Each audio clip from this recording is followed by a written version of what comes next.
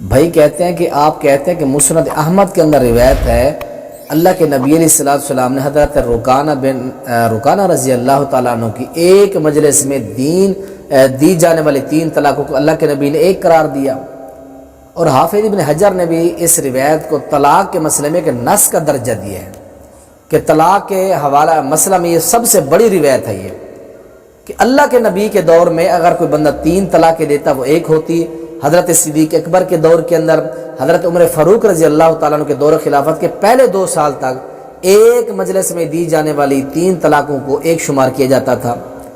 لیکن ایک بندے نے سنن ابی داؤد باب فی البتہ سے ایک روایت پیش کی ہے، حضرت رکانہ کا واقعہ ہے ادھر۔ حضرت رکانہ نے اپنی بیوی کو طلاق دی جب اللہ کے نبی، یہ روایت اس کے بارے میں بتانا چاہتا ہوں۔ اللہ کے نبی کے پاس جب وہ آئے تو اللہ کے نبی علیہ السلام نے ان سے پوچھا کہ ما اردتا قال واحدۃ، آپ کا کیا ارادہ تھا جب طلاق دی، کیا نیت تھی؟ تو اس روایت کے اندر ہے کہ حضرت ابو رکانہ نے فرمایا کہ واحدۃ، ایک طلاق کی نیت تھی۔ تو اللہ کے نبی علیہ السلام نے ان سے کہا قال اللہ، اللہ کی قسم اٹھا، انہوں نے کہا اللہ، مجھے اللہ کی قسم میری ایک طلاق کی نیت تھی۔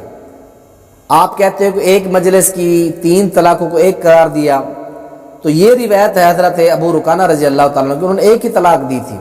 تو یاد رکھیں یہ جو روایت سنن ابی داؤد کی، ہم کہتے ہیں کہ جو وہ روایت ہے ایک مجلس میں دی جانے والی 3 طلاقوں کو اللہ کے نبی نے ایک جو ہے شمار کیا شرعی طور پر، وہ روایت مسند احمد کے اندر آتی ہے۔ حافظ ابن حجر رحمۃ اللہ علیہ نے اس روایت کو مسئلہ طلاق کے اندر ایک نص کا درجہ دیا ہے۔ اس روایت کے مقابلے میں سنن ابی داؤد کی یہ روایت پیش کی جاتی ہے۔ یاد رکھیں یہ جو روایت ہے اس کو علامہ البانی رحمۃ اللہ علیہ نے، محدث العصر علامہ البانی رحمۃ اللہ علیہ نے اس روایت کو ارواء الغلیل کے اندر اور سنن ابی داؤد کی انہوں نے تخریج کی ہے، جس کو مکتبہ قدوسیہ نے چھاپا ہے۔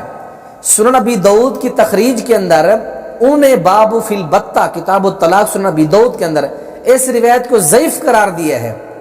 وہ بیان کرتے ہیں کہ اس روایت کے اندر نافع بن عجیر راوی مجہول الحال راوی اس روایت، تو سندن یہ روایت ضعیف ہے۔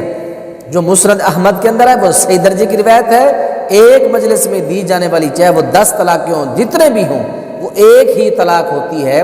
تو یہ سنن ابی داؤد والی جو روایت ہے سندن یہ ضعیف ہے۔